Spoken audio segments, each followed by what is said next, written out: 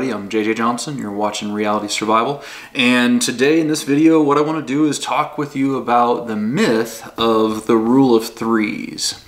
But before we get started, if you guys are interested in getting any cool t-shirts, I like this one. If your feelings offend me. Everybody's so worked up about feelings and safe spaces and all this kind of stuff. But I've got a whole bunch of different shirts that I made up down in Teespring, and if you guys want to check those out, there should be in the bar right here below the video. You can check those out. Just a lot of cool different shirts with what I think are funny or good sayings and stuff like that. So anyway, check them out if you want. It helps to support the channel, and I definitely appreciate it. Anyway, so the rule of threes. So the rule of threes was developed for soldiers and airmen and stuff like that in survival situations back in military, certain older survival manuals.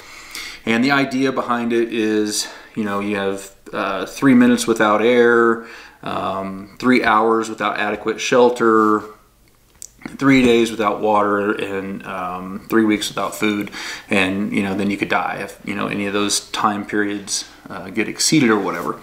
And what it was is just a way for the soldier to be able to easily recognize what their priorities were first. So, for example, if they were in an environment that had chemical or biological or nuclear, then they know that they need to focus on the breathing aspect first.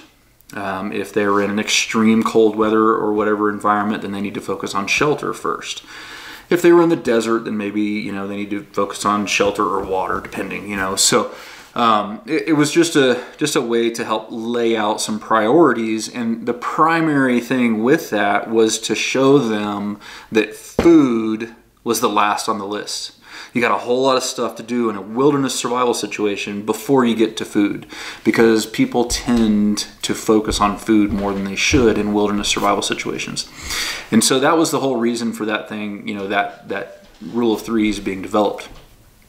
But now in the prepper movement and stuff, it gets utilized even for people with like how they're supposed to be developing their preps. And that is kind of a poor way to use the rule of threes, in my opinion. And what I'm saying is that I had a person comment. I'll throw the comment in here if I can go back and find it. But she was basically saying, I've started my prepping journey, and I bought some gas masks and different things like this. And what should I do next or whatever, because that was what some prepper expert had put out there. Is like, you got to always follow the rules of three, and I don't think that's necessarily correct, because as I've stated in other videos, like how to start prepping and stuff, you really need to look at the most realistic situations that you are going to face in your location. So if you live up real far in the Northeast, it's probably going to be, cold winter situations. And so you need to focus on, more of the shelter aspect, and being able to heat your home and being able to, heat food and different things like that. That could be a bigger priority than, say, a gas mask. Now, conversely, if you lived next to a chemical factory or something along those lines, or you lived in a very industrialized area where there could be, toxic gas spills or something, then having a gas mask and different, items like that could be very appropriate. But, it's to just say that the rule of threes is the guide that you always have to use, and you got to start with breathing and move your way down in order to get your preps in line. That's not really responsible, I don't think. Another example is if you lived in the desert, then probably water is going to be one of your biggest priorities, and you want to make sure you have that squared away before you move to the other things.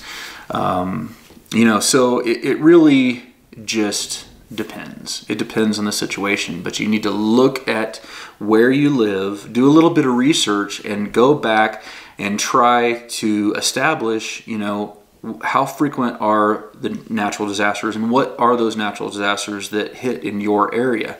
You know, maybe you live in a hurricane zone. Maybe you live someplace where there's a lot of forest fires. You know, there's all these different kinds of things that you have a high probability of happening in your geographic area. You want to prep for those first. Okay, you don't want to prep for all the low probability stuff like EMPs and CMEs and, you know, asteroid hitting the Earth, or, you know, Yellowstone volcano eruption, or any of this kind of stuff that is a very low probability but high impact. The prepper movement too often focuses on those high impact, low probability things. But when in reality is that you really need to look at your geographic location and then focus your preps on that and what is most likely to affect you first.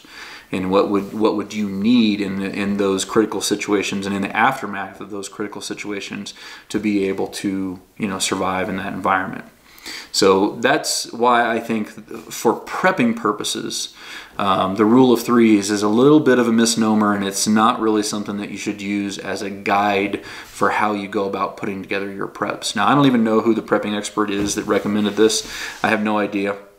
But to me, it just makes a lot more sense in looking at your situation, where you live, what kind of disasters there are likely to happen there, what have happened in the past, what kills people in that place on a regular basis. And if you do that, you pretty much can't go wrong, in my opinion. So anyway, guys, just a real quick thought on the rule of threes. I would be interested to hear what you think about this, and go ahead and stick that down in the comments below. Am I right? Or should you use the rule of threes for everything? I'm happy to hear altering opinions. This is just my opinion. It doesn't necessarily mean that, you know, that there's any challenging it, or, you know, whatever the case may be. It's just my thoughts. So, as always, guys, I definitely appreciate it when you click the thumbs up button, when you share it with your friends on Facebook, Twitter, and Google+. And thank you very much to those people who are using the Amazon link. That makes the biggest difference of pretty much all the different things that I try to do with the channel to build revenue and stuff. Using the Amazon link below, check this stuff out in the store, or go, you know, to other places in Amazon and order whatever you need. And it doesn't cost you anything more, and it really helps us out a lot. So anyway, thank you, and stay safe. We'll see you in another video here shortly.